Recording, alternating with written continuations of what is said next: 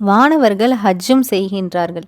7ஆம் வானத்தில் அவர்களுக்கும் ஒரு காபா இருக்கிறது. அந்த காபாவை அல்லாஹ் அல் பைத்துல் மஅமூர் என்று குறிப்பிடுகின்றான். அத்தூர் அத்தியாயத்தில் அதன் மீது சத்தியமும் செய்கின்றான். பைத்துல் மஅமூர் என்னும் ஆலயத்தின் மீது சத்தியமாக வானவர்கள் பலர் இந்த இல்லத்தில் அல்லாஹ்வை வணங்குகின்றார்கள். இதனை சுற்றி வந்து தவாபும் செய்கின்றார்கள்.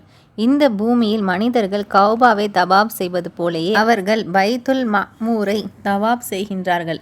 மெஹ்ராஜ் பற்றி தகவல்களை நபி ஸல்லல்லாஹு அலைஹி வஸல்லம் அவர்கள் தம் தோழரிடம் விவரித்த போது இதை பற்றி கூறியிருக்கின்றார். பைத்துல் மஅமூர் என்னும் பள்ளிவாசல் எனக்கு காண்பிக்கப்பட்டது.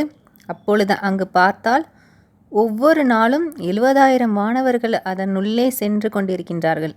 அவர்கள் அங்கிருந்து வெளியேறிய பிறகு அதன் பக்கம் திரும்பி வரமாட்டார்கள். அதுவே அவர்களின் கடைசி வருகையாகும். அதாவது அந்த வானவர்கள் அங்கே இறை வழிபாடு செய்கின்றார்கள்.